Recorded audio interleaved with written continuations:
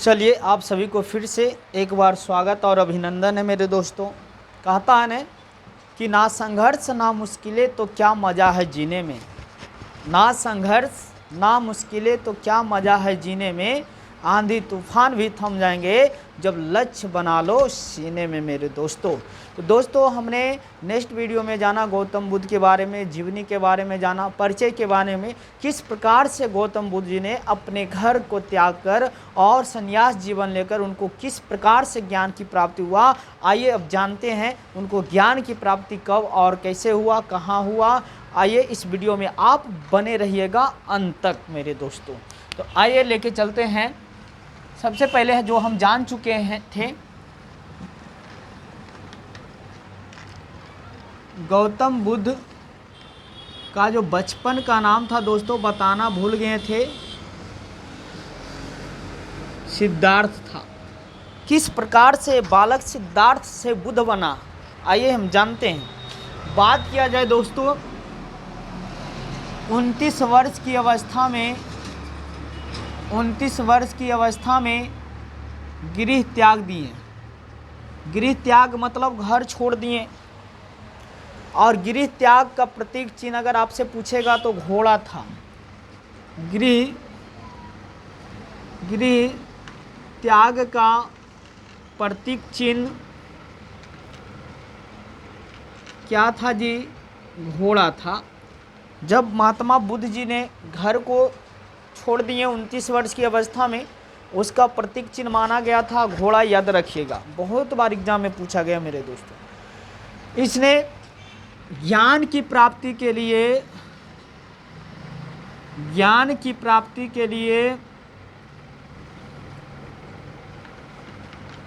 सारनाथ गए। सबसे पहले वहाँ उनके 5 को साधक मिले, लेकिन वहाँ सही से फाउंडेशन नहीं चला मान लीजिए। फिर वहाँ से हमारे पावन धरती बिहार आ गए, बोध गया। तो कहीं ना कहीं 6 वर्ष की कठिन तपस्या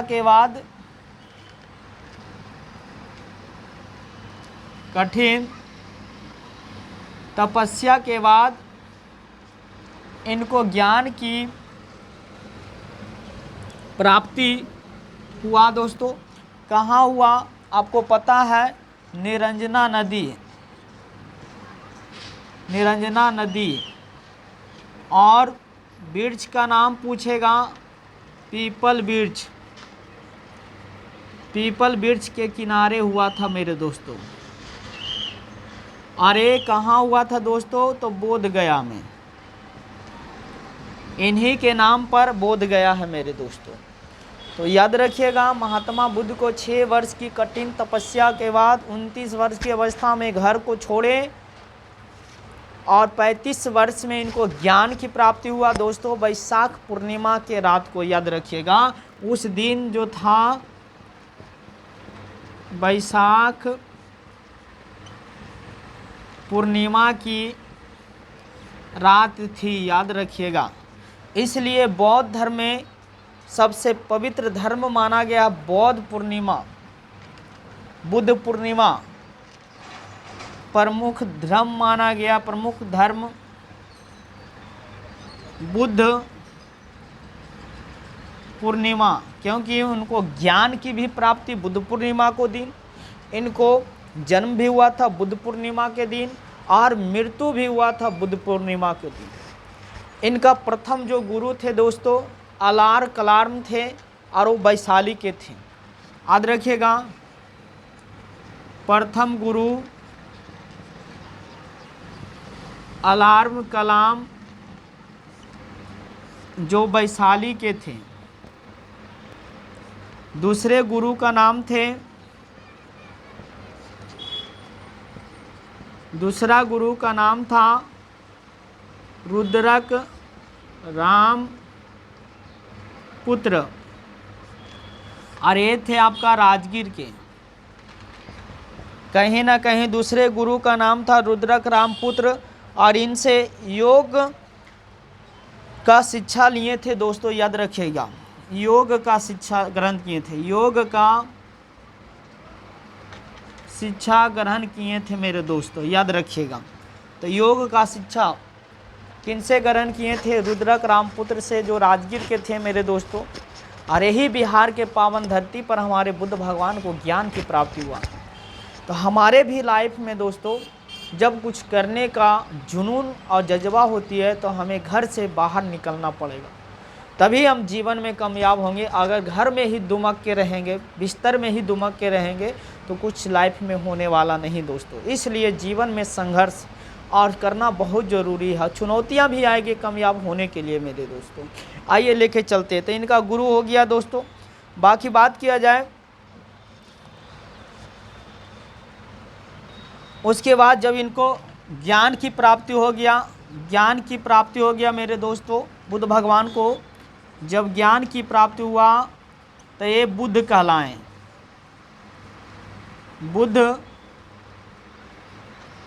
कहलाएं। और बुद्ध का जो अर्थ होता है मेरे दोस्तों, सच्ची ज्ञान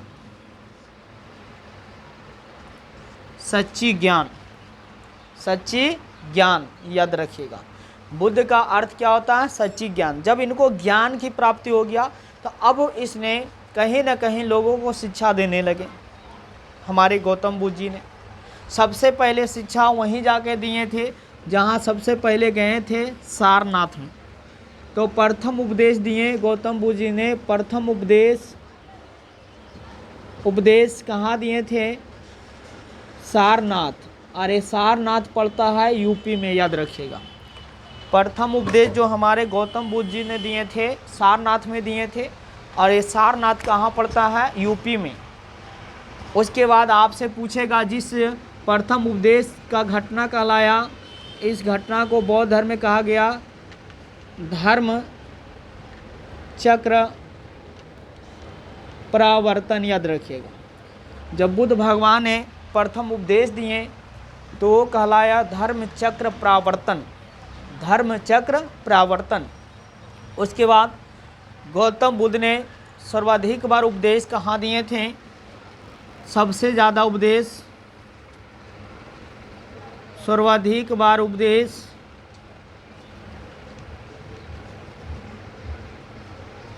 श्रावस्ती में दिए थे मेरे दोस्तों। और ये भी यूपी में है।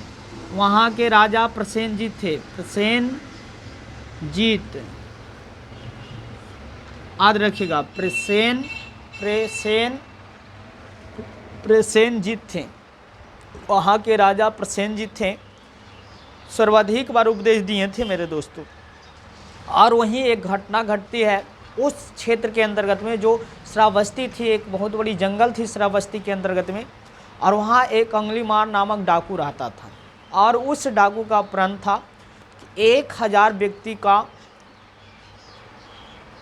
गर्दन काट कर उसके अंगूठा को माला बना के पहनना। उस एरिया में व्यक्ति पूरा डर से उस क्षेत्र में नहीं जाना चाहता था। लेकिन जब गौतम बुद्ध को पता चला तो गौतम बुद्ध ने अपना प्रवचन छोड़कर उस व्यक्ति से मिलने चले गए।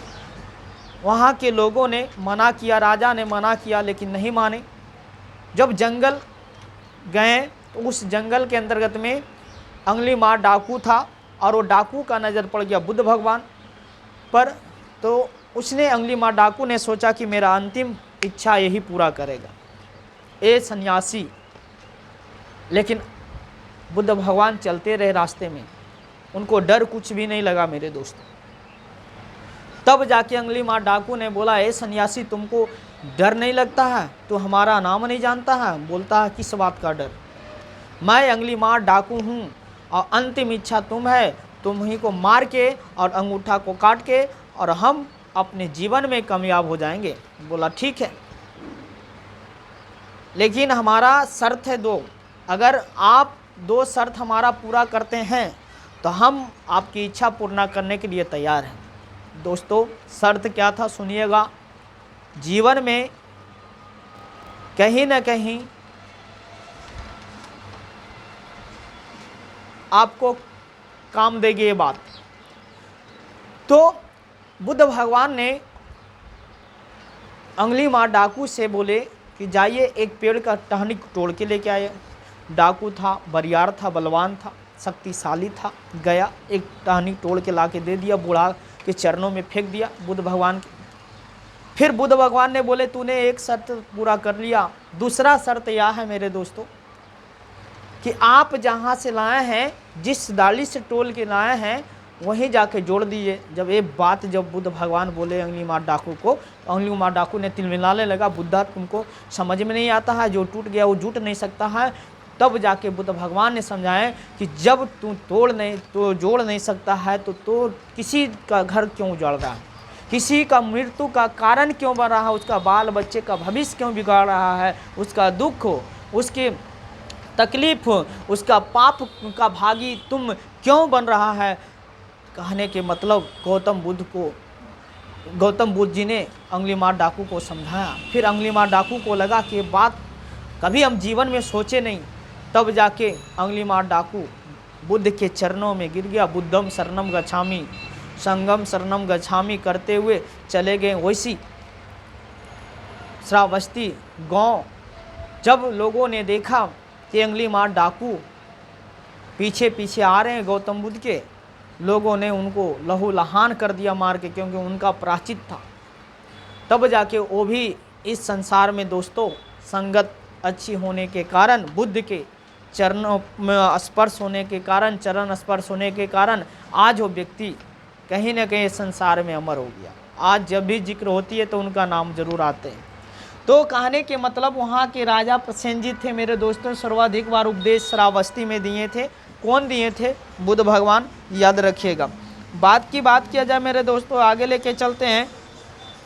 बात किया जाए गौतम बौद्ध धर्म को मानने वाले जो प्रमुख अनुयायी थे, बौद्ध धर्म को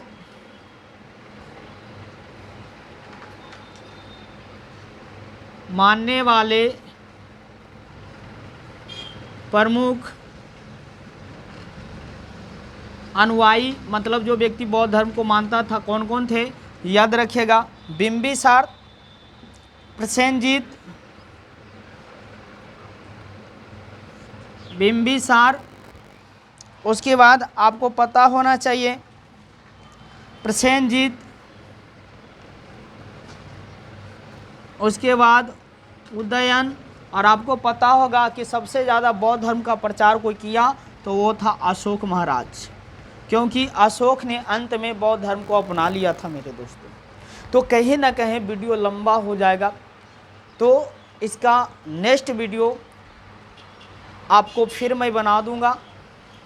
तो अगर आपको समझ में आता है दोस्तों तो अपनी राय दीजिए, और आप जहाँ भी रहिए मस्त रहिए, झकास रहिए, अपनी लाइफ को खूब एंजॉय करते रहिए दोस्तों।